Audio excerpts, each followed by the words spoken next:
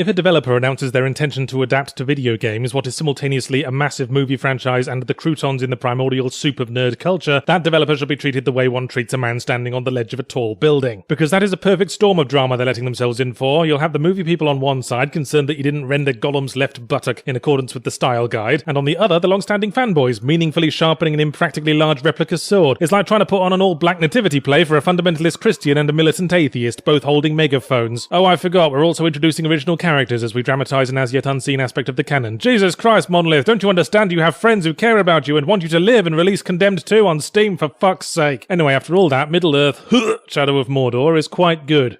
Fucking anticlimactic, really. Our setting is the mythical fantasy realm of New Zealand, more specifically the cursed land of Mordor, named when someone noticed that their house didn't have enough means of ingress. In a time after The Hobbit but before Lord of the Rings, I think, when the Dark Lord Sauron isn't letting a little handicap like being a big flamey eye on a stick with no arms or legs stop him from establishing a power base in Mordor and building an army of orcs. The hero is Talion, a human ranger so generic a gritty protagonist that I fear my vocal cords will fall asleep before I finish describing him. His family were murdered and he's out for revenge, but his determination to beat his orc spit roasting record takes him down a dark path, and he systematically alienates every single friendly character he meets until they piss off and leave him to have all the angst for himself, and gargle. He's also dead, and being kept alive by a wraith who's wearing him like a flesh tuxedo, and who acts as the grim, emotionless foil to Talion's grim, lugubrious angst. It's like Calvin and Hobbes if Calvin was a piece of wood with a frowny face drawn on it, and Hobbes was another piece of wood with a frowny face drawn on it. At least the orcs have personality, but they all come across as really insecure. Grr, I just love killing stuff, they cry to fill every awkward silence. All the alive things had better watch out, because I'm the best at killing stuff you don't even know. And he just want one of them to go, could we talk about something else for one bleeding second? I was browsing an Otherkin forum last night and I've realised I'm actually a financial advisor from Dunstable trapped in the body of an orc. So from now on you should all call me Alan. I find Shadow of Mordor to be kinda bad at exposition. I'm all for showing without telling, but you need to show me more than the equivalent of a previously on Game of Thrones sequence before dropping me in the middle of Mordor equipped with half a sword and most of a bear. I suppose there's this assumption with tie-ins and adaptations that the audience is already on board, but it was only by going over the in-game glossary after I'd finished the story that I gained a clear idea of what was going on and who those Cenobite-looking motherfuckers who made up the pivotal boss fights were. Wait, Yahtzee, I thought you said this game was quite good. Thanks for paying attention, voice in my head. No worries, Yahtzee, don't forget to kill the whores. Alright, stop fussing. Yes, the gameplay is what makes it, although I hasten to add that it doesn't do a whole lot new. It's a bit of Assassin's Creed and a bit of Arkham Asylum, asking to be assigned to the always ambiguous action-adventure archive. Apologies, I'm aiming to annul this alliteration annoyance. So it's your standard suite of stealth stabs. Alright, pack it in.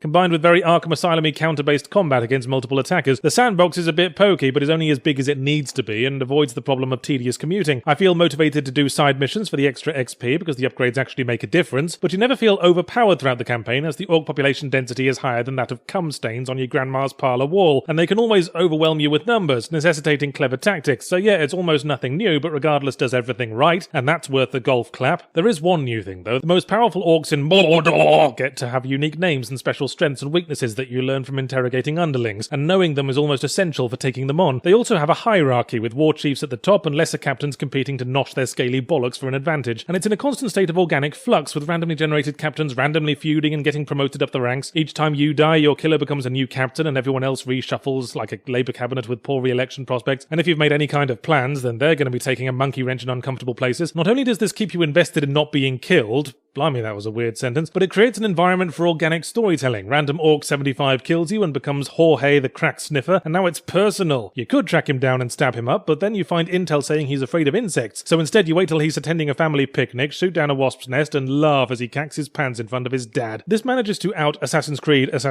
although that's not hard, because in comparison most Assassin's Creeds are about as balanced as the arm strength of a professional masturbator. Things get even more interesting later on when you acquire the power to brainwash orcs, after which you can fucking insert sleeper agents into the entourages of your assassination targets. But it's more than that. Once you have a sleeper agent in the hierarchy, you can help him gain power by intervening in his duels and hunting ventures, like a fussy mum coming to see the school play. And you'd be surprised how invested one can get in the career of a random orc once you know his stupid name and that he likes axes and dislikes being set on fire, which is 2 more personality traits than most of the characters we're supposed to be rooting for. Shadow of Mordor is a solid action-adventure unhampered by its generic go-nowhere yawn-fest of an overarching story, because who needs overarching story when we can make our own, about an orc struggling to overcome his crippling addiction to being stabbed in the throat by me?